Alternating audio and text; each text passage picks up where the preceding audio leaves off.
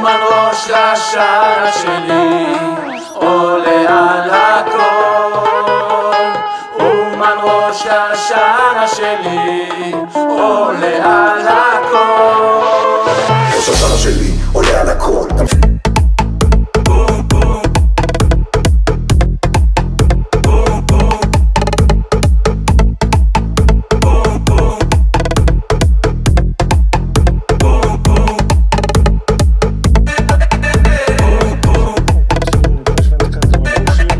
Maintenant, on va voir une autre explication du Rav de Tchirin sur Shabbat, avec dans son Sefer qui s'appelle Ekara de Shabbata, c'est-à-dire la valeur du Shabbat. Et comment Shabbat, c'est quelque chose qui est yakar, qui est précieux. Et donc, à travers ces analyses, ça nous permet à nous de comprendre des explications dans la Torah elle-même. Alors, Ekara de Shabbata, Siman la Metret, marquez votre parole. Donc, ça s'appelle Simat la Metret, la Torah 38, qui s'appelle marquez votre parole, les chars de parole. Shabbat ou Prinat Tfilin, comme Shon Arazal, Shalken be Shabbat Pturim Bitfilin. Alors, Shabbat, c'est comme des Tfilin. C'est comme ils ont dit les Chachamim, que c'est un signe. Shabbat, c'est un signe, et les Tfilin, c'est un signe. C'est pour ça que Shabbat, on n'a pas besoin de mettre les Tfilin. Comme voir Bezoar Kadosh Betikunim. Comme c'est écrit dans le Zohar Kadosh et dans les Sefer de Tikkun Zohar. Chez Zechor Veshamor, chez Shabbat, Hem Keneged Muach Velev. Que maintenant, Zachor et Shamor de Shabbat, qu'on dit Shamor ve Zachor, le Shabbat, que tu dois te souvenir du Shabbat et tu dois aussi le garder, c'est par rapport au Muach Olev, par rapport au cerveau et au cœur. Keneged Finin Shel Yad Vel Shel Rosh. Et par rapport au tfilin de la main et de la tête. Donc là, on met un tfilin dans la main et on met un dans la tête. Alors, ces tfilin de la main, c'est pour le cœur, et le tfilin de la tête, c'est pour le cerveau. Alors, moi, Shabbat, il y a deux. Il y a Zechira de Shabbat, c'est-à-dire se brancher sur Shabbat, c'est-à-dire essayer d'attirer la Kedusha de Shabbat, ça c'est Zachor, le lien du souvenir, c'est-à-dire de la mémoire de la chose. Et il y a la Shmira de la chose qui est garder la halacha. Bien sûr qu'il faut les deux. C'est-à-dire on ne peut pas avoir un sans l'autre. Quelqu'un ne peut pas garder Shabbat s'il ne connaît pas les halachot de Shabbat. Bon, Hachem, on les a faites 2 fois déjà, et Mistama, il va falloir qu'on refasse encore. On est en train de faire dans le Kitsour, mais les halachot qu'on avait faites, qui étaient des halachot les maasé, c'est-à-dire dans les trucs modernes, il faudra qu'on refasse après, parce que c'est des choses qu'il faut faire tout le temps. Alors, le Shabbat, on a 2 obligations. On a une obligation d'attacher notre cerveau, c'est-à-dire que maintenant avoir notre pensée attachée à la Kedusha, c'est-à-dire penser à des choses qui sont de la recherche d'Hachem. Et d'un autre côté, on doit garder la halacha, parce que garder la halacha, c'est ce qui permet de mettre le cœur au service des éléments qui sont venus du cerveau. C'est-à-dire, quand on a reçu des choses qui sont de la Torah, qui est venu par le cerveau, maintenant il faut mettre le cœur pour pouvoir soumettre le cœur aux exigences de la Torah. Et aussi, en plus, c'est là où il va y avoir le principal de l'élévation de la parole et de sa réparation, qui Shabbat ou Prinat Hadibur d'Ikdusha, Prinat Daber Davar. Parce que Shabbat, c'est le principe de Dibur de Gdusha, c'est-à-dire le principe de la parole de Gdusha, qui est d'Aber Davar, c'est-à-dire parler de la chose, comme Apamim Beshem Zohar Kadosh, comme c'est ramené plusieurs fois au nom du Zohar. Et à ce moment-là, il est repoussé le Ruach Sehara, c'est-à-dire la tempête, qui est le grand accusateur, qui est Ketz Kol Basar, c'est-à-dire la fin de toute chair,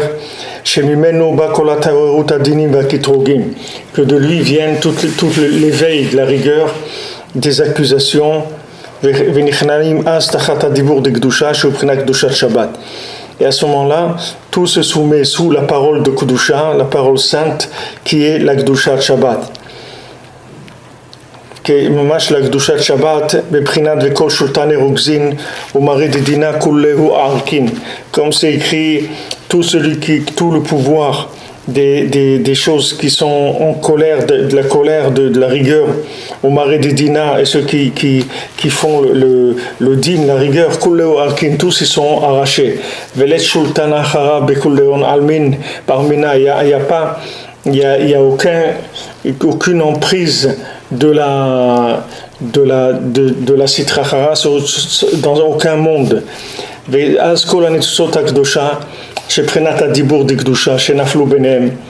Maintenant, toutes les étincelles de Gdusha, qui sont le dibour de Gdusha, la parole de Gdusha chez Naflou Benem, qui sont tombées parmi les clipotes, et qui ont profité de ça. Olim az vechozrim les shorsham chez Gdusha. Alors maintenant, tous les éléments de parole qui étaient tombés chez eux, maintenant ils remontent vers leurs racines dans la Gdusha. Et prinat imtashim Shabbat reglecha, comme c'est dit, si tu ramènes tes pieds vers le Shabbat, regel ou prinat adibur, comme on voit bifnim. Alors regel, c'est la parole, comme Rabbeinu, il a dit dans la Torah. Alors maintenant, ce qu'ici il rapporte le Rav de Tchérin, donc comment il remet le système. Il dit que maintenant, le Shabbat, on a les maasés, le tfilin de Yad et le tfilin du Rosh, c'est-à-dire le tfilin de la main et de la tête, ils sont remplacés par Zachor Veshamor, par le fait que maintenant, il y a une recherche d'esprit et il y a aussi de garder la forme. Et pourquoi? Parce que Shabbat, il y a une élévation de la parole. Et cette élévation de la parole, c'est elle qui va annuler toute l'emprise des dynim. Parce que maintenant, toutes ces dynim, toute cette rigueur, elle va se soumettre sous la parole de Gdusha, qui est la Gdusha de Shabbat. Alors ici, il y a un lien direct, c'est-à-dire qu'on voit que la parole, c'est elle qui va permettre de se débarrasser des clipotes Behemet. Rabbi Nathan, quand il a eu les grandes guerres avec des gens qui voulaient le tuer, Mamash, qui ont essayé plusieurs fois de le tuer, et Rabbi Nathan, il n'a jamais voulu utiliser la force contre eux. Jamais il a voulu utiliser la force.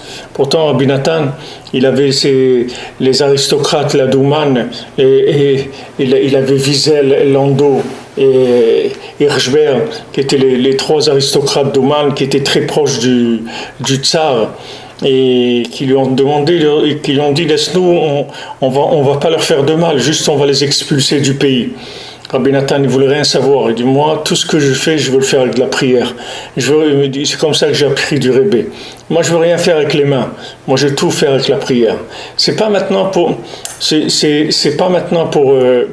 pas un principe pour dire que comme quelqu'un dit j'ai des principes.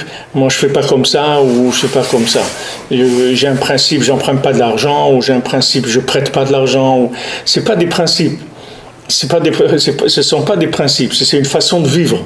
C'est-à-dire que Rabbi Nathan, il voulait être sûr que ce qu'il fait, c'est mamash le chemin d'Hachem. Et ça, on ne peut être sûr que si on utilise la parole. Parce que si on n'utilise pas la parole, on ne peut pas, vous voyez, dans une situation, chacun il passe par ça, que quand on réagit dans une situation, alors il y a des fois une grande part de ce qu'on a fait ou ce qu'on a dit qui est une réaction spontanée par rapport à la situation. Et ça vaut rien du tout, parce que ça c'est comme un animal. Quelqu'un il a réagi. Alors quelqu'un il a insulté dans la rue un truc, alors tout de suite il réagit et il commence à dire quoi, qu'est-ce que vous dites là, truc, etc. Il va faire une dispute, tout ça. Et après il se rend compte que Stam c'est une réaction, c'est tout, mais il y a aucune réflexion, il a pas réfléchi, il a pas parlé avec Hachem, rien du tout. Et comme je vous ai raconté, une fois Rafraikin à la Vachalom, il était sorti pour rendre visite à sa fille le Shabbat à Aix-les-Bains. À Aix-les-Bains, on n'avait pas le droit de porter Shabbat. Alors il est sorti de la yeshiva pour aller chez sa fille, pour lui rendre visite. Et il a oublié d'enlever son mouchoir. Il avait un mouchoir dans la poche. Alors quand il marchait dans la rue, il y a quelqu'un qui est passé et qui lui a dit « sale juif ». Alors lui, quand la personne lui a dit sale juif, il n'a pas pris une pierre pour essayer de le jeter ou quelque chose comme ça. Il s'est arrêté, il a mis ses mains dans sa poche, il a cherché, il a trouvé un mouchoir. Il a dit, il a raison, c'est un sale juif. Un juif ne doit pas porter Shabbat. Donc il a raison, c'est un sale juif. Ça veut dire que maintenant, il n'y avait pas chez lui la mise en scène. C'est-à-dire la mise en scène, c'était rien pour lui. C'est-à-dire que ce soit quelqu'un qui lui dise sale juif pour lui rappeler, ou bien que maintenant il marche et il trébuche, ou bien qu'il met la main dans sa poche et il trouve son mouchoir. Tout ça, c'est la même chose pour lui. Il y a pas c'est une communication avec Hachem, c'est tout. Maintenant, le langage, il peut venir par quelqu'un qui va l'insulter, ou il peut venir parce qu'il va trébucher, ou il va se prendre un truc qui va lui tomber sur son chapeau, une banane ou d'un arbre, ou n'importe quoi. C'est-à-dire, lui, tout ça, c'est interprété tout de suite en dialogue. Il n'y a pas autre chose que le dialogue. Il n'y a pas, je suis sorti, il m'a insulté, il m'a traité de sale juif, il ne va pas commencer à faire une histoire avec ça, il ne va pas faire un mouvement politique de ça, il ne va pas faire un parti politique avec ça. Pourquoi? Parce que c'est stam, c'est de la communication avec Hachem, c'est tout. Il n'y a pas autre chose. C'est de la communication avec Hachem. Maintenant, ça vient comme ça. Des fois, c'est une langue, des fois, c'est une autre langue. Des fois, ça parle la langue d'un affront. Des fois, ça parle la langue d'un encouragement. Des fois, c'est des langages, c'est tout. Mais tout est langage. Alors, les tzadikim, ils vivent comme ça. Ils vivent avec tout n'est que langage d'Hachem, c'est tout. Ils ne regardent pas du tout l'intermédiaire qui a amené le courrier, le facteur. Ils ne regardent pas si le facteur il a un gros nez ou un chapeau ou il n'en a pas. Ils ne regardent pas du tout le facteur. Ils regardent le message, c'est ça qui l'intéresse. Donc ça c'est l'esprit shabbatique. C'est-à-dire que quand est-ce que quelqu'un il arrive à ça? Quand lui-même il est dans une conscience shabbatique. C'est-à-dire que le Shabbat, alors on le vit parce qu'Hachem il nous met dans une situation comme ça, malgré nous. C'est-à-dire que même si on voudrait travailler le Shabbat, Chas v'Shalom, on n'a pas le droit. Donc Hachem, il nous oblige à garder nos mains dans les poches. C'est-à-dire qu'on ne peut pas utiliser nos mains le Shabbat. C'est-à-dire qu'on ne peut pas interpréter le monde comme étant un monde matériel. Parce qu'il n'y a pas, Shabbat, il n'y a pas de melachot. Donc il n'y a pas une yande que bien sûr, si on fait Shmirat Shabbat, qui est le Cheta, c'est-à-dire on garde la halakha de Shabbat. À ce moment-là, si on garde la halakha de Shabbat, on rentre dans une tashiv mi Shabbat raglecha. C'est-à-dire que maintenant, tes pieds, tu les ramènes, c'est-à-dire tu ramènes tous les éléments, comment? Par le fait que Shabbat, c'est un jour de Daber Dava, un jour de parole. Donc c'est un jour qui est consacré à la parole, et c'est le jour de la parole. Pourquoi c'est le jour de la parole? Parce qu'on est débarrassé des mains. C'est un jour où il n'y a pas de mains. Il n'y a rien à faire. Tout est fait. On a vu dans l'Ara, le Shabbat, il faut considérer pendant 6 jours, ton travail va être fait. Quand tu rentres dans le Shabbat, tu dois considérer que tout ton travail a été fait. Tous tes soucis sont terminés. Tu rentres dans un jour de fête, un jour de plaisir avec Hachem. Et ça, c'est le jour du dialogue, par excellence. C'est-à-dire, c'est mamash le jour du dialogue, que ce soit avec Hachem, avec sa famille, avec ses amis et tout. C'est un jour de dialogue dans Dieu. C'est un jour où on dialogue dans Hachem avec toutes les langues possibles, c'est-à-dire toutes les connexions possibles. C'est le jour du Shabbat. Alors maintenant, ça va repousser la sitracha, parce que du moment où on va prendre conscience que le rapport avec Hachem, il est merveilleux quand on a un rapport de parole et quand on n'a pas un rapport de main avec le monde. On a un rapport de parole, c'est-à-dire on va s'en référer toujours à Hachem. Pour tout ce qui se passe, on va le dire à Hachem. On va venir, on va prendre l'habitude de parler avec Hachem. Et c'est pas que des doutes que quelqu'un il va dans un endroit et il s'enferme pendant un certain temps et il parle avec Hachem. Mais toute la journée, c'est-à-dire on prend une habitude d'être connecté toute la journée. Donc quoi qu'on entende, qu'on voit, qu'on sent, qu'on mange, qu'on touche, n'importe quoi, on en réfère tout de suite à Hachem. Tout le temps, on est en contact avec lui. Ça, c'est une vie shabbatique. Parce que ça enlève complètement toute la force de la sitrahara. Tous les accusateurs. Vous vous rendez compte, tous les accusateurs, ils attaquent que parce que la personne, elle n'a pas parlé, c'est tout. Il n'y a pas d'autre possibilité de faire quoi que ce soit de mal à quelqu'un. C'est uniquement parce qu'il ne parle pas, c'est tout. S'il ne parle pas, il s'attire sur lui la foudre, au moment des nerfs et des anges accusateurs dans le ciel, etc. Parce qu'il est en train de jouer le jeu de l'imagination du monde, le jeu de la consommation du monde. Même si c'est de la Torah ou c'est des mitzvot, mais il fait ça avec les mains. C'est-à-dire qu'il ne fait pas une Torah avec la bouche. Et du moment où ce n'est pas une Torah avec la bouche, Alors ça intéresse pas. Et ça c'est valable dans tous les niveaux. Rabbeinu il dit que par exemple avant qu'il y ait Rabbi Shimon Bar Yochai, les gens, Rabbeinu rapporte ça à la fin du Sipurim Maasiyot sur le fils du roi, le fils de l'esclave. Il y a de la servante, le fils du roi et le fils de la servante. À la fin, Rabbeinu dit que avant, quand il parlait de Kabbalah, il parlait comme ça. Il disait, alors il y avait, et quand il voulait se dire des choses, il disait, donc sur le trône, il y avait une fleur, et à côté de la fleur, il y avait une chaise, il y avait une table, il y avait un chandelier.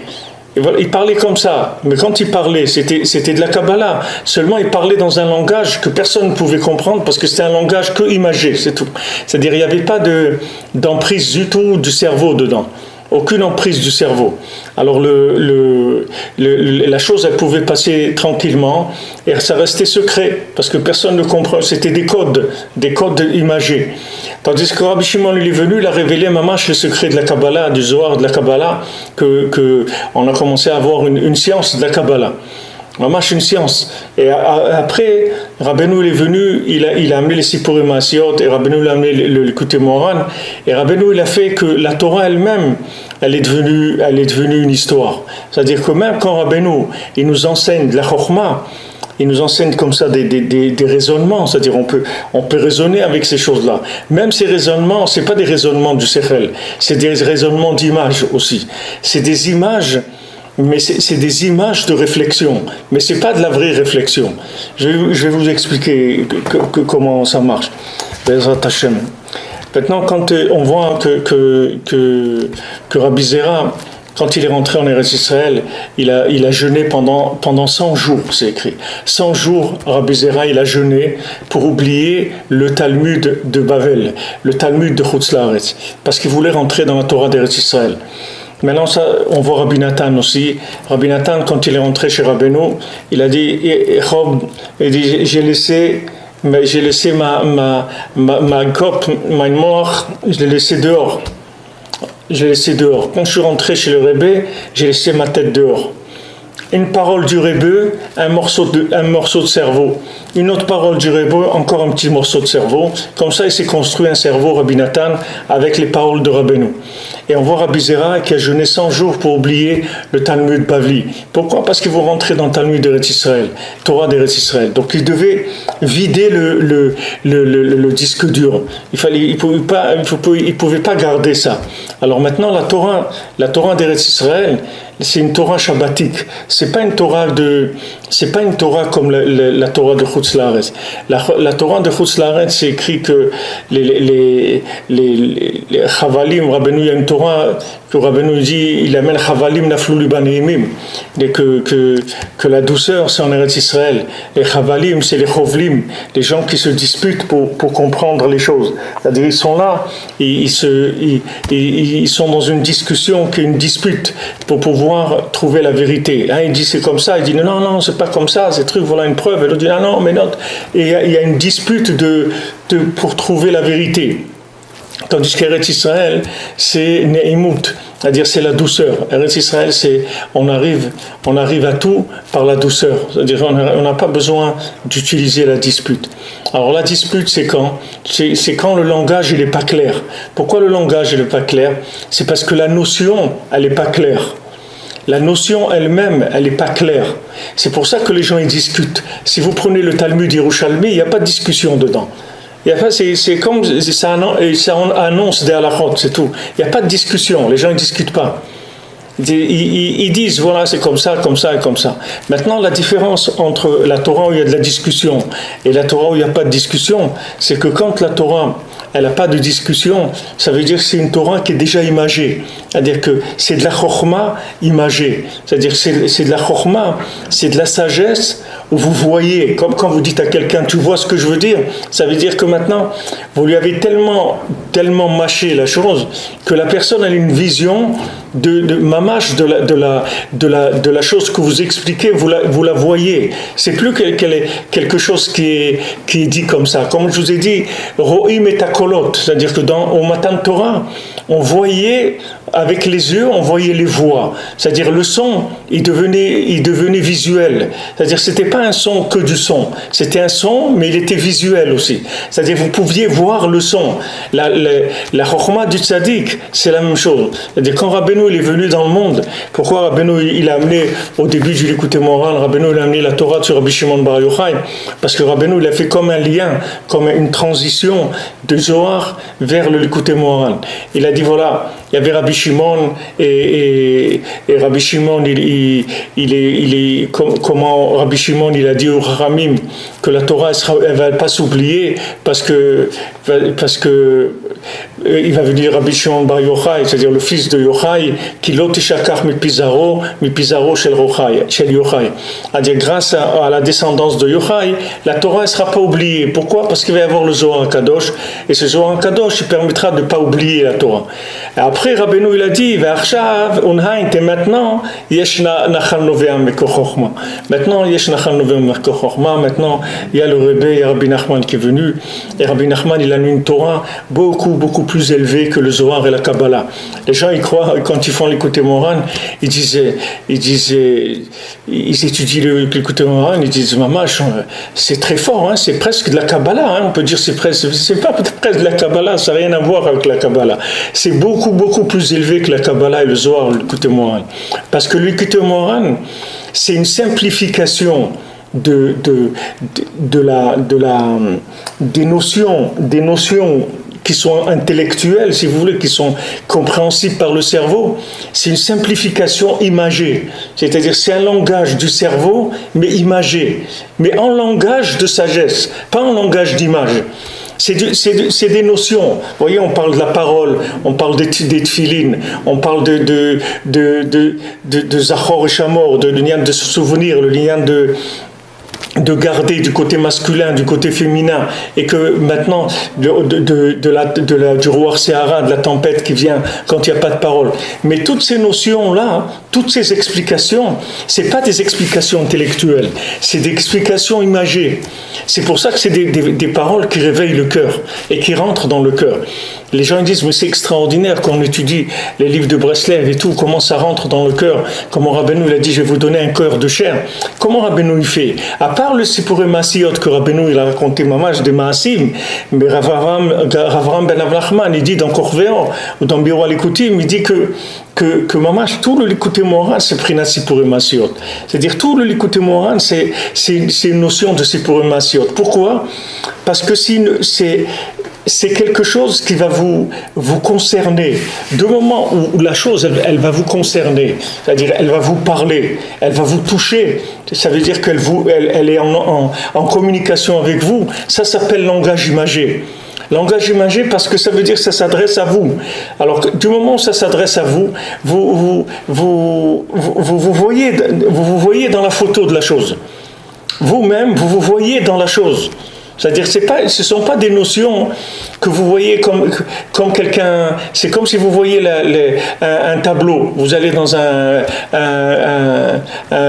musée ou un truc, vous voyez des tableaux, vous regardez des tableaux, etc. Maintenant, si vous voyez quelque part votre photo, si vous voyez une photo, vous voyez que vous êtes dedans, c'est pas du tout la même chose.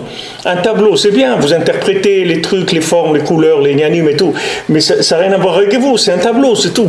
Vous n'avez rien à voir avec cette chose-là. Mais si vous voyez maintenant des photos où il y a beaucoup de gens et là-bas vous voyez votre tête dans la photo, c'est autre chose. C'est-à-dire que ça devient, cette photo-là, elle est à vous, c'est-à-dire c'est votre vie. Maintenant, l'enseignement du Likutei Moharan, c'est la même chose. Bon, Hachem, les gens, ils apprennent de plus en plus l'Likutei Moharan, et comme Rabbeinu dit que c'est un siman de Mashiach, quand on va voir que le Likutei Moharan, il est étudié par beaucoup de gens, alors on peut s'attendre à ce que Mashiach, il va venir. Parce que du moment où les gens, ils écoutent le Likutei Moharan, alors ils vont entendre une Torah qui va leur parler. Combien de gens, vous savez combien de gens qui sont pas juifs, ils écoutent les shiurim, et ils disent c'est pas possible, moi je suis juif, On ne peut pas me dire que je ne suis pas juif. Moi, j'ai une âme juive, je suis sûr. J'ai pas, parce que la personne, elle s'identifie. C'est comme la personne, elle voit sa photo dans un. Vous prenez, vous savez, avant, on faisait, aujourd'hui, je ne sais plus s'ils font ça.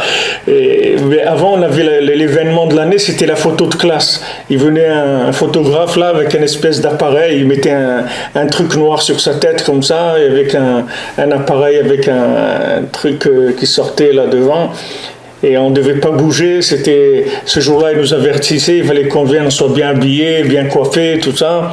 Et on arrivait, c'était la photo de fin d'année scolaire. Et en bas, vous aviez un petit panneau,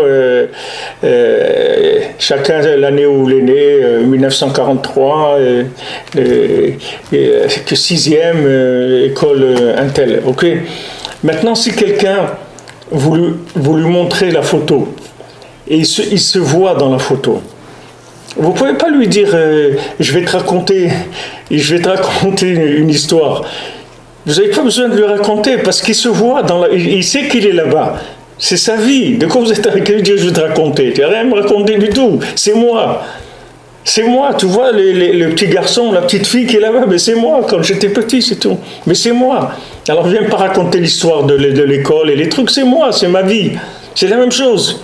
C'est-à-dire que maintenant, quand Rabbi Nachman il vous explique quelque chose, il n'est pas en train d'expliquer quelque chose qui est à l'extérieur et que vous devez interpréter. Il n'y a rien à interpréter. C'est vous-même. L'explication, c'est vous. C'est ça l'explication. C'est pas quelqu'un d'autre. C'est pas maintenant il faut faire une adaptation. Alors que toute la Torah, jusqu'à ce que Rabbeinu y vienne, c'était une adaptation, même à l'époque de Rabbi Shimon. C'est-à-dire, comme on disait qu'avant Rabbi Shimon, il donnait un langage imagé pour la Kabbalah. Il disait l'arbre et l'eau qui est passée sous l'arbre et l'oiseau qui est venu, etc. Après de là, il fallait déduire la Chokhmah. Après, Rabbi Shimon il est venu, il a dit la chokhmah claire. Au lieu de dire l'oiseau, alors il dit c'est les gvurot. Au lieu de dire l'eau, il dit c'est les chassadim. C'est-à-dire il a donné le langage des sphirot, etc. Il a été mégalé chokhmat Kabbalah, chokhmat Zohar, chokhmat Kabbalah. Mais Rabbeinu, c'est pas chokhmat Zohar, Kabbalah. Rabbeinu, c'est la vie avec Hachem. C'est la vie avec Hachem, comme Rabbi Nathan il dit V'ani tfila, moi je suis entier de la prière. Moi, Ani tfila, je suis prière. Voilà ce que je suis. C'est pas je suis Charlie ou je suis Chaplin. Je suis prière. C'est-à-dire moi, je suis de la prière. C'est-à-dire, vous vous rendez compte quelqu'un qui peut dire ça? David Amelech, il a dit moi je suis de la prière. Pourquoi il dit je suis de la prière? Parce qu'il est arrivé à un tel niveau de communication avec Hachem qu'il est vivant mamash. Il est vivant mamash. Tfila laquelle chayai. Comme dit David Amelech, la tfila vers Hachem, c'est ma vie. C'est-à-dire chaque fois que je communique avec Hachem, je peux savoir que je suis vivant. Et quand je communique pas avec Hachem, je suis en train de brasser de l'imagination, c'est tout. Même si c'est de l'imagination d'intellect, de Torah, mais ça reste de l'imagination. Pour sortir de l'imaginaire, il faut que je sois dans l'image. Il faut que ça soit ma vie. Il ne faut pas que ça soit l'histoire de quelqu'un d'autre. Il faut que ça soit l'histoire de ma vie à moi. Tant que c'est pas l'histoire de ma vie, je peux pas m'appeler vivant.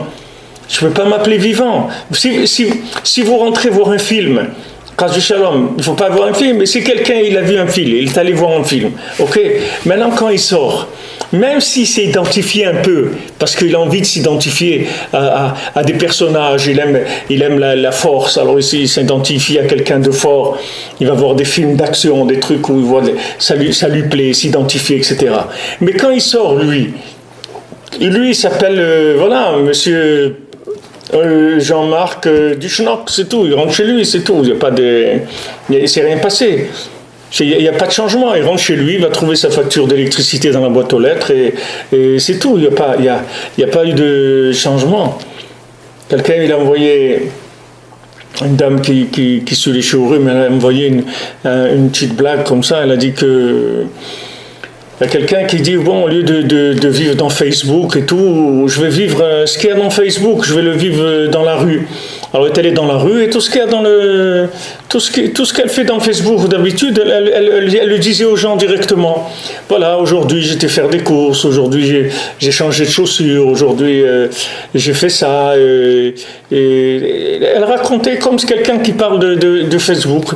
Elle a dit, alors elle dit après, je me suis fait des amis. Et j'ai vu que ça marchait.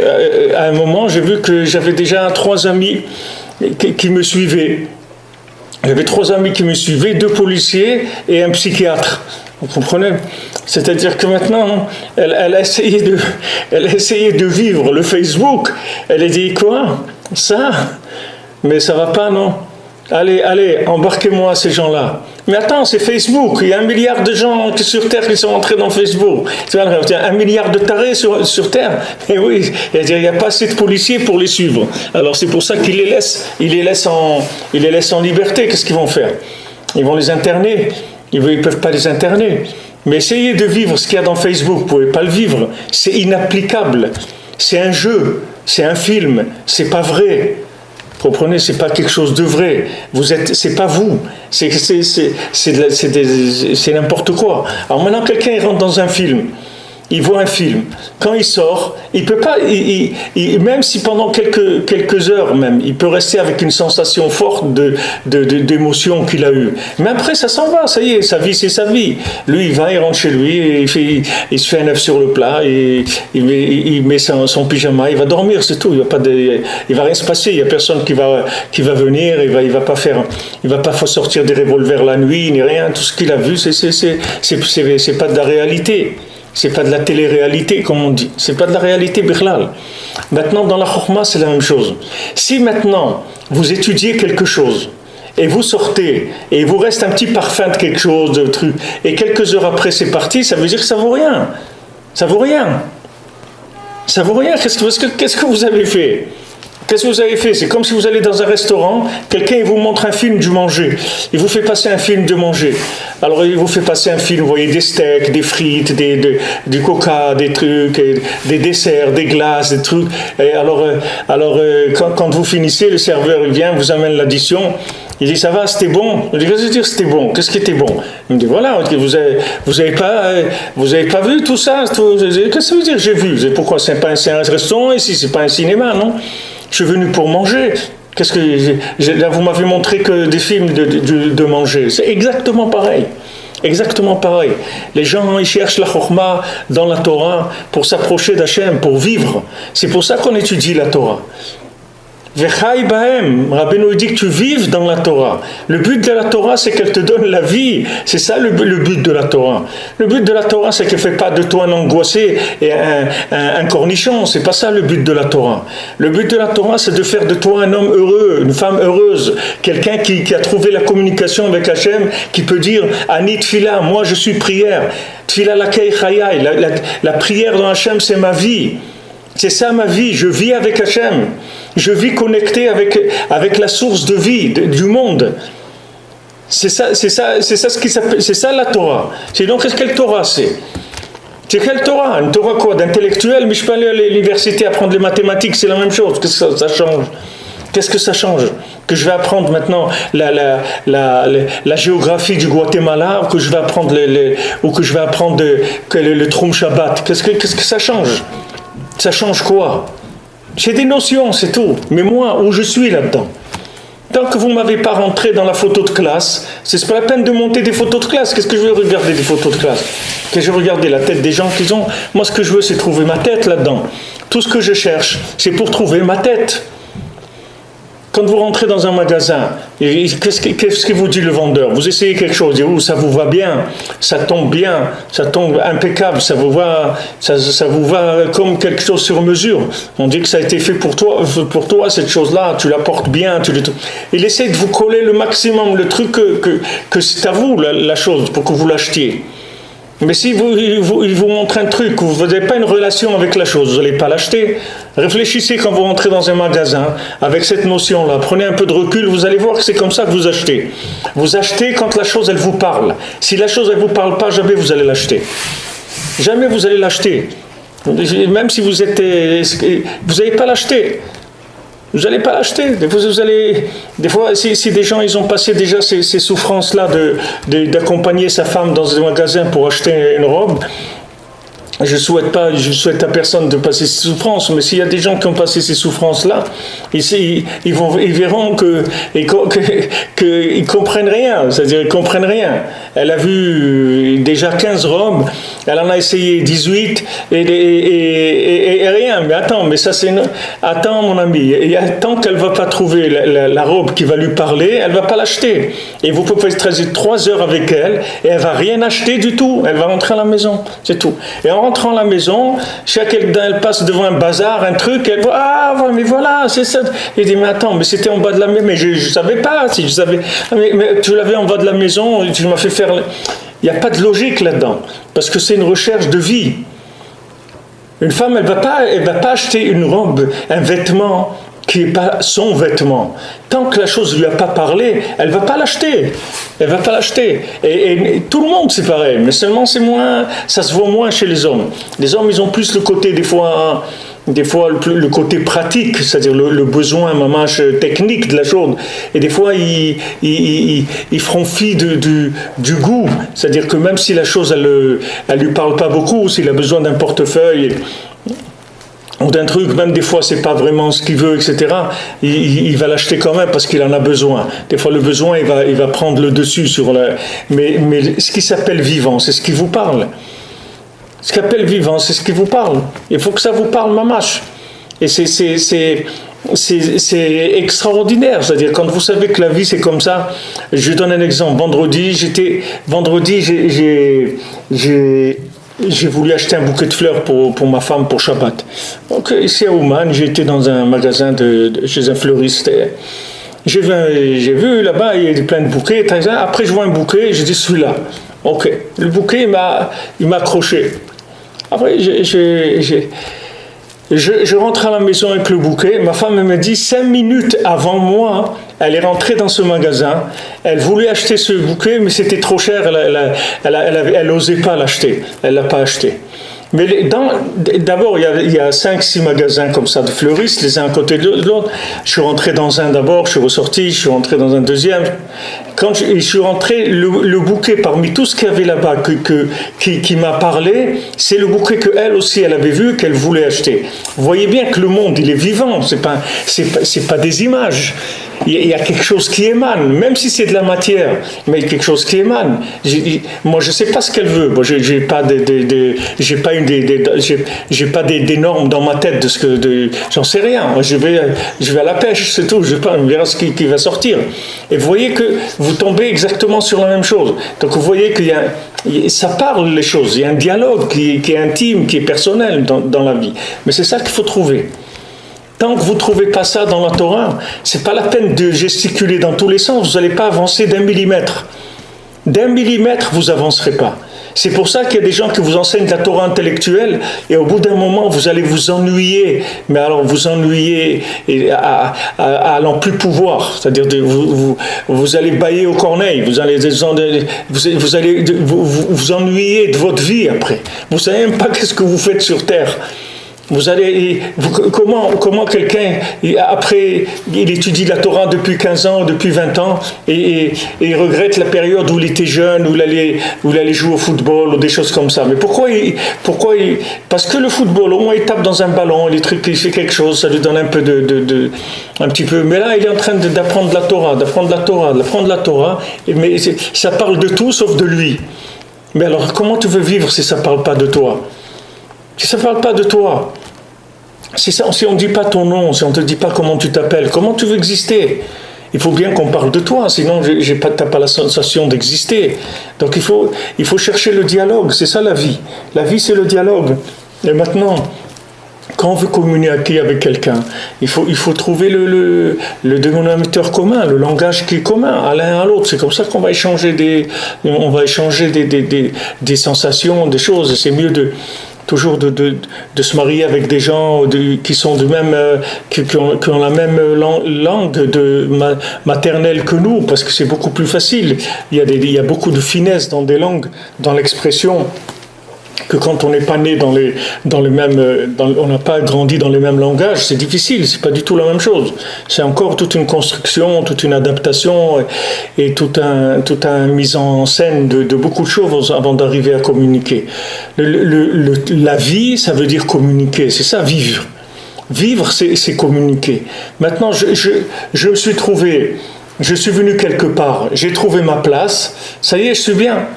Vous rentrez quelque part, vous avez réservé votre place, vous voyez votre nom sur le siège, vous asseyez, vous êtes content, ça va, vous avez votre place, c'est tout. Maintenant, peu importe ce qu'il y a, mais votre place, vous l'avez. La Torah, c'est comme ça. La Torah, elle doit vous donner votre place. Et la Torah de Rabbi Nachman, c'est que ça. C'est pas que, il y a aussi, il y a que ça, c'est tout.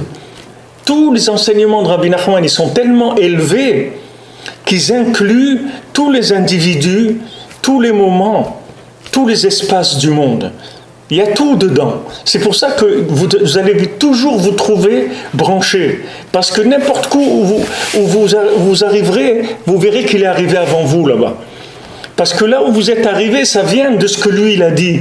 C'est pas le contraire. C'est pas que vous êtes perdu et que maintenant vous allez chercher votre chemin. C'est que le chemin, il s'est fait avec l'enseignement.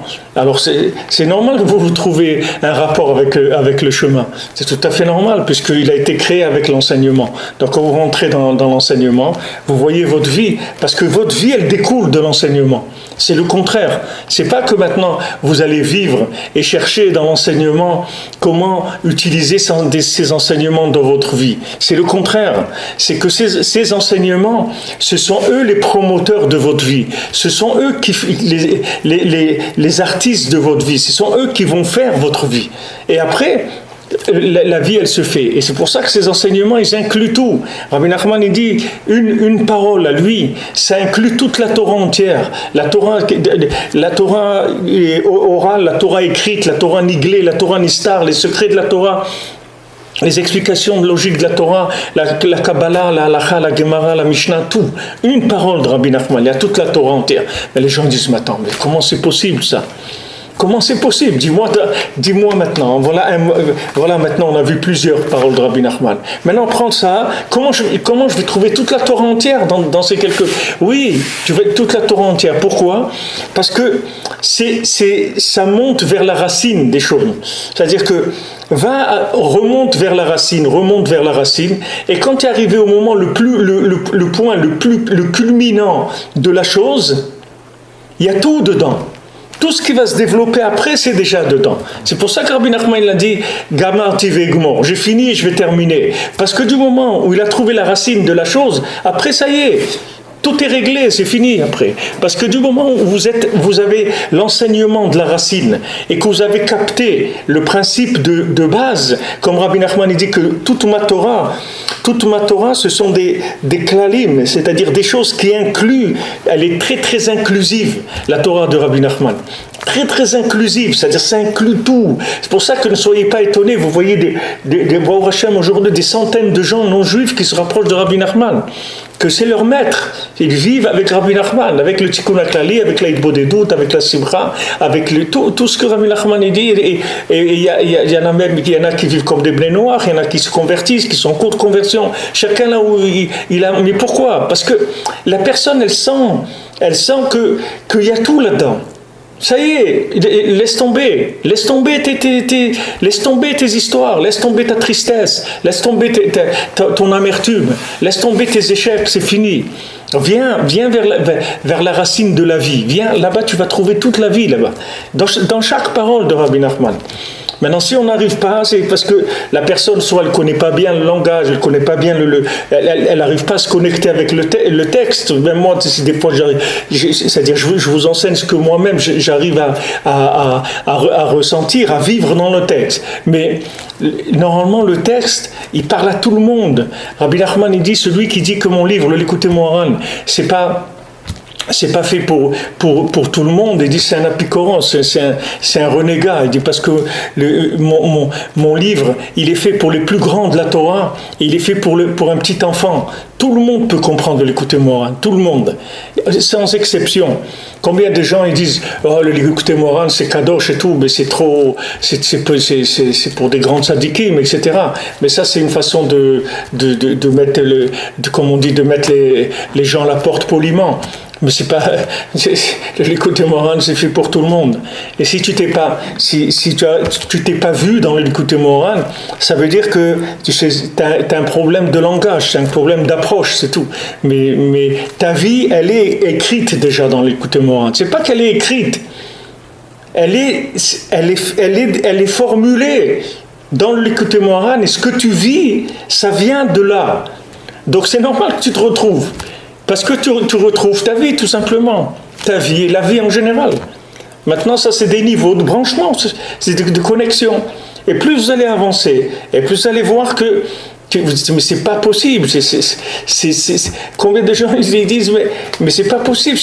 Aujourd'hui, c'est ce que j'avais besoin. Aujourd'hui, mais c'est normal. C'est pas que c'est ce que tu avais besoin aujourd'hui. C'est que ton aujourd'hui vient de là. Ton aujourd'hui, il est venu de cette parole-là. Il s'est fait de cette parole-là. Donc c'est normal que tu te retrouves là-bas. C'est normal. Tu prends tes photos de classe quand tu étais petit. C'est normal que tu te retrouves dans les photos. Tu es passé par là, c'est ta vie. C'est normal que tu te retrouves. Ça s'appelle la Torah. Ça s'appelle la Torah. Ça, c'est la vraie Torah. La vraie Torah, ça veut dire que Baruch Hashem, n'importe comment qu'on est, même si on est massacré, on est passé par les choses les pires de ce monde, dans la consommation, dans les plaisirs, dans les désirs, dans toute la folie du monde. Mais Baruch Hashem, ça, c'est quelque chose d'extraordinaire. Ça répare tout. Parce que tout le reste, c'est rien, c'est de la folie, de la bêtise, ça va partir. Ça va partir, il faut être patient, c'est tout, ça se nettoie, c'est tout. C'est comme si vous avez une inondation et vous prenez votre courage à deux mains et vous commencez à éponger avec la serpillière et au bout de 2 ou 3 heures, le parterre il va être sec. On commence, c'est tout. Nous, on se branche, c'est tout. Plus on se branche et plus on va se réparer.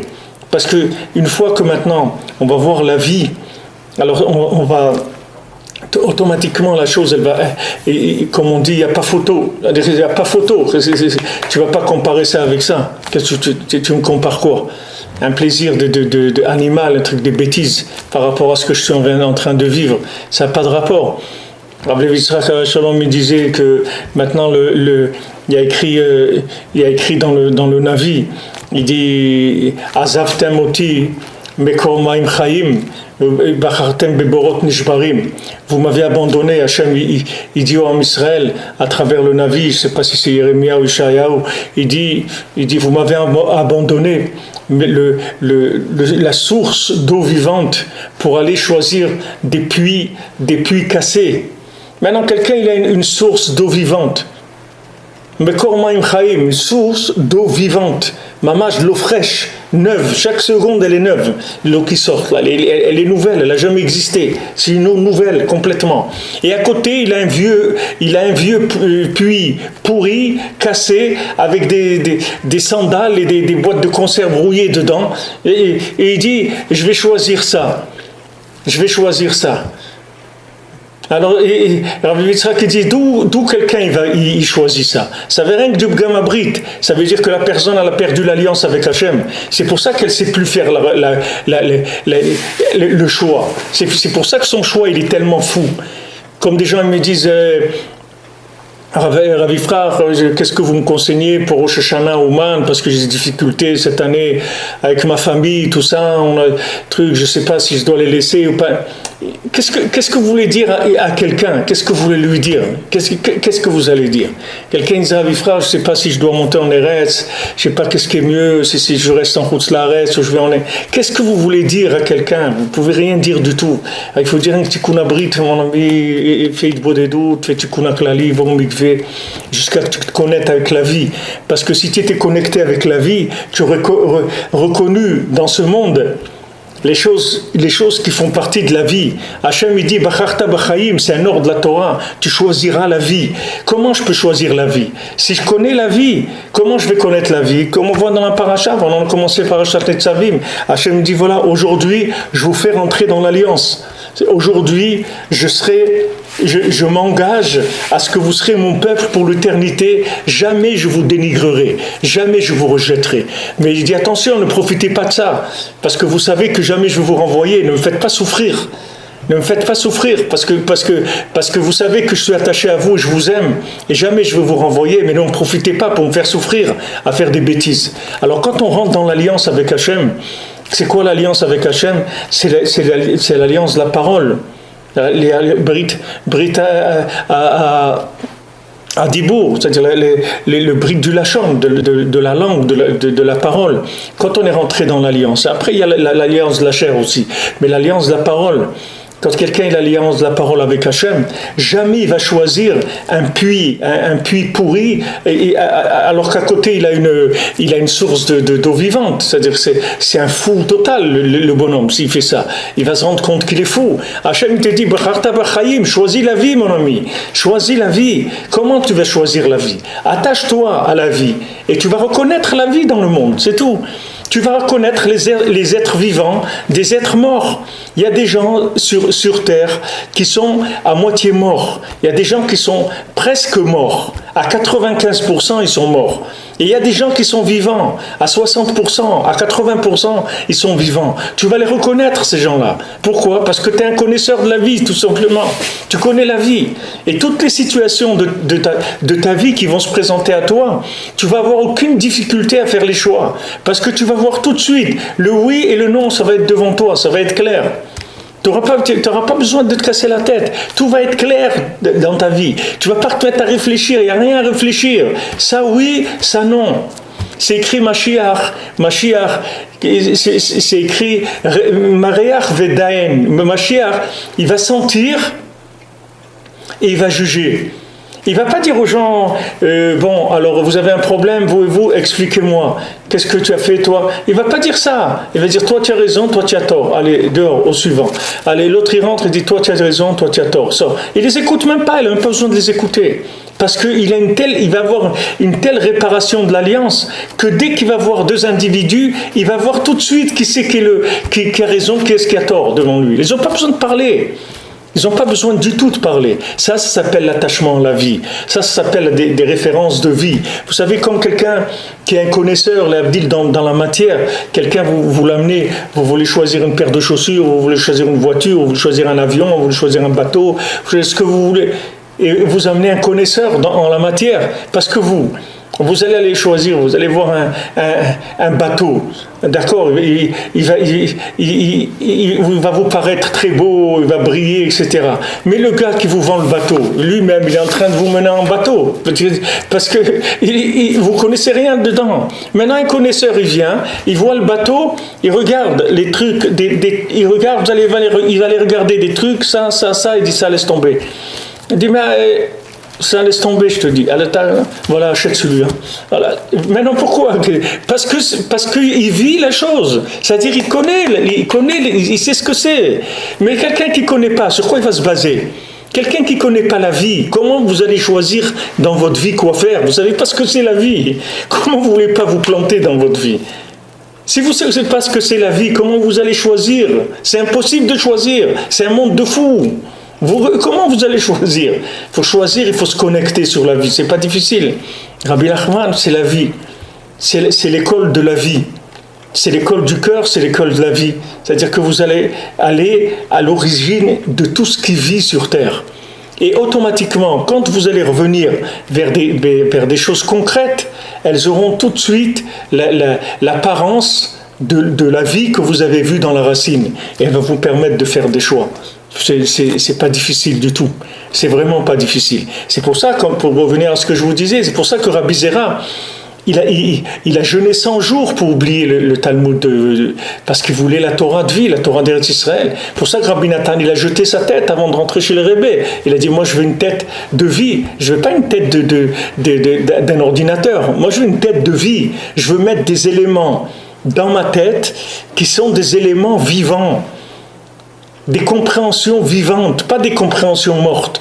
Je veux des compréhensions vivantes. Je veux pas de la Torah de l'arbre de la connaissance du bien et du mal. Je veux de la Torah de l'arbre de vie. C'est ça que je veux mettre. Alors il s'est rempli le cerveau, Rabbi Nathan, avec une parole du Rebbe, jusqu'à qu'il est devenu mamash un cerveau du Rebbe. C'est-à-dire son cerveau, c'était mamash le Rebbe lui-même. Même Rabbeinu, il a vu, il a dit, mais c'est quoi ça? C'est moi mamash. Quand il voyait écrire Rabbi Nathan, Rabbeinu il a dit, mais c'est moi-même.